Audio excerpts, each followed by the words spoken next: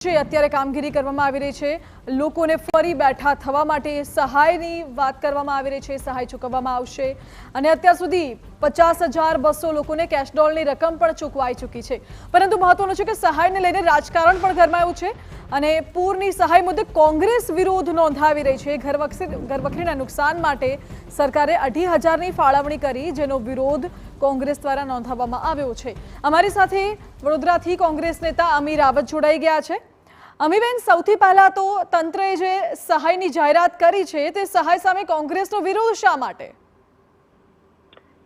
Congress basically એ સહાયના અમાઉન્ટનો વિરોધ કરી રહી છે, કારણ કે આ માનવ સર્જિત પૂર છે અને આ પૂરમાં કોર્પોરેશન અને કોર્પોરેશનના ભ્રષ્ટાચાર, ટાઉન પ્લાનિંગ સ્કીમની આડેધડ જે મંજૂરીઓ આપી છે એના લીધે વડોદરા શહેરના નાગરિકોને નુકસાન થયું છે।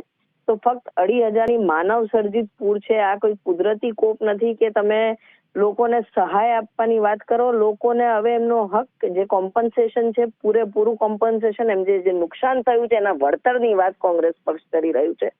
અત્યારે જે સહાય પીનટ્સ છે, કેશ ડોલની વાત કરી કે 100 રૂપિયા ને 60 રૂપિયા, એક એડલ્ટના 100 રૂપિયા ને એક માઇનરના 60 રૂપિયા, તો આપ સમજી શકો છો 5-5 દિવસથી જે લોકો પૂરના પાણીમાં હતા, જે લોકોના ઘર વખરીને તમામ સામાન જતો રહ્યો હોય, એ લોકોને આ નાના કેશ ડોલથી કે 2,500 ઘર વખરીની મદદથી કશું જ નહીં થાય। 1 મહિનાનું રાશન બી આ અમાઉન્ટમાં નથી આવતું, વેરેજ એમનું આખું સર્વસ્વ જતું રહ્યું છે, જે નીચાણવાળા વિસ્તાર છે। ઇનફેક્ટ તમે જોશો તો મધ્યમ વર્ગના લોકોને બી લાખો રૂપિયાનું નુકસાન થયું છે। 10,000થી ઉપર કારો ડૂબાણમાં ગઈ છે, 2 વ્હીલર્સ દબાણમાં ગયા છે અને આ તમામ લોકોને જે લોસ છે વડોદરા શહેરમાં મારા ખ્યાલથી 5,000થી 10,000 કરોડ રૂપિયાનો લોસ થયો હશે, એનાથી વધારે થયો હશે।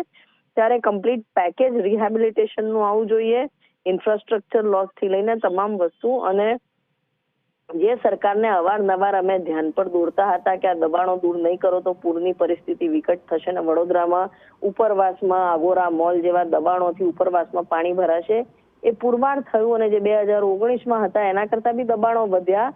એટલા જ પાણીમાં હવે જે દબાણ વિસ્તારોમાં જાય છે એ 1.5 ફૂટ 2 ફૂટ વધુ પાણી આવ્યું, એટલે એટલો વિસ્તાર વધી ગયો અને વડોદરા શહેરમાં ખૂબ તારાજી આ તંત્રના પાપે થઈ છે। ત્યારે આજે 2,500ની વાત કરી રહ્યા છે અને પીનટ્સ જે કેશ ડોલના નામની વાત કરી રહ્યા છે। અમારી ડિમાન્ડ છે કે લોકોને પૂરેપૂરું વળતર મળવું જોઈએ, એમનું જે બી ગયું હોય તે તેમનો અધિકાર છે, કારણ કે કોર્પોરેશનની નિષ્કાળજીના લીધે થયું છે। જે બિલ્ડરોએ ગેરકાયદેસર બાંધકામ કર્યા છે તેની તમામની પ્રોપર્ટીઝ જપ્ત થાય અને આ નુકસાનનું ભરપાઈ થવું જોઈએ, ત્યારે જ ન્યાય કહેવાશે।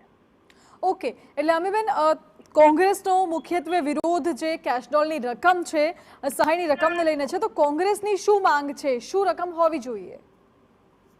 રકમ દરેક વ્યક્તિનું અલગ એસેસમેન્ટ થાય, કોણે કેટલું નુકસાન ગયું છે ને નુકસાનના પ્રપોર્શનેટમાં વળતર હોય। એક ફિગર તો ડાયરેક્ટલી કહેવું અશક્ય છે, કારણ કે લાખો રૂપિયાનું નુકસાન થયું હોય, બેઝમેન્ટ્સમાં લાખો રૂપિયાનો સામાન હોય, તો કોણે કેટલું નુકસાન થયું છે એના પ્રપોર્શનેટલી પછી વળતર બી હોવું જોઈએ। અને આ બાબતે સરકાર જો બધાને 2,500 રૂપિયા લમસમ સહાયની વાત કરતી હોય, તમે વિરોધ કરીએ છીએ, કારણ કે હવે એમને વળતર મળવું એનો અધિકાર છે, આ સહાયની વાત નથી। સહાય કોઈ કુદરતી પ્રકોપથી કોઈ દુર્ઘટના બને તો સહાય હોય, પણ આ તો તમારા કારણે, તમારા ભ્રષ્ટાચારના કારણે, બિલ્ડર્સના દબાણના કારણે થયું છે, તો કોમ્પન્સેશનની માંગણી કોંગ્રેસ પક્ષ કરી રહ્યું છે। જી અમીબેન, કોંગ્રેસના નેતાઓ કલેક્ટરને આવેદનપત્ર પણ આપવા માટે ગયા હતા। શું કલેક્ટર સાથે કોઈ વાતચીત થઈ છે? કલેક્ટર દ્વારા કોઈ પ્રકારે આશ્વાસન આપવામાં આવ્યું છે? તમામ લોકોને અંદર જવા નહોતા દઈ શક્યા, ત્યારે બહુ ખૂબ ભીડના લીધે હું બહાર હતી, એટલે કલેક્ટર સાથે એક્ઝેક્ટલી શું વાત થઈ મને ખ્યાલ નથી બેન, પણ આશ્વાસનમાં સરકાર વિચારે છે, કોઈ નક્કર ડિસિઝન્સ આવ્યા એવું અમારા ધ્યાનમાં નથી। ઓકે અમીબેન, વડોદરામાં આપ કહો છો કે તંત્રના વાંકે પૂરની પરિસ્થિતિ સર્જાય છે અને આ પહેલી વાર નથી, દર વર્ષે વડોદરામાં ભારે વરસાદ પડે ત્યારે આ જ પ્રકારે પૂર જેવી પરિસ્થિતિ સર્જાય છે। જી જી, આ પહેલી વખત નથી થયું, છેલ્લા 30 વર્ષમાં 15 વખત આવા પૂર આવ્યા છે। આ વર્ષમાં 1 મહિનામાં સેકન્ડ ટાઈમ પૂર આવ્યું છે અને હજી પાછો 5-7 ઇંચ વરસાદ પડે તો ત્રીજી વાર આવે તો બી નવાઈ ના હોય એ રીતની પરિસ્થિતિ વિશ્વામિત્રી નદીની આ સત્તાધીશોએ એમના 30 વર્ષના શાસનમાં, ભારતીય જનતા પાર્ટીના શાસનમાં વડોદરા શહેરની આ દુર્દશા કરી છે અને દર વખતે પૂરના ઇન્ટેન્સિટીમાં વધારો થતો જાય છે, કારણ કે પ્રત્યેક વર્ષે એમાં દબાણ વધારો થતો જાય છે।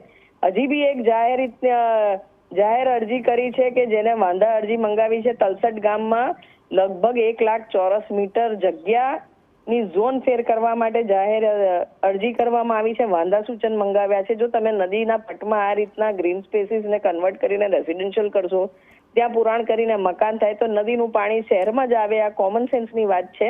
અને આ ઝોન ફેર કરવાની જરૂર શું છે? રાજકીય દબાણ હોય છે, ખૂબ મોટા દબાણ અધિકારીઓ પર બી હોય છે.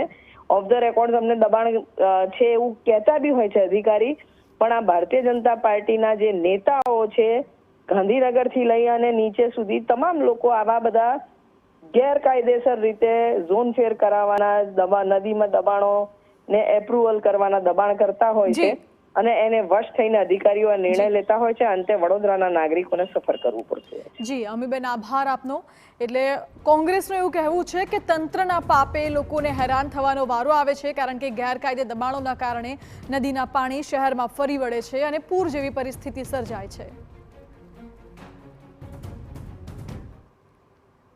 સમાચારમાં આગળ વાત અરવલ્લીની.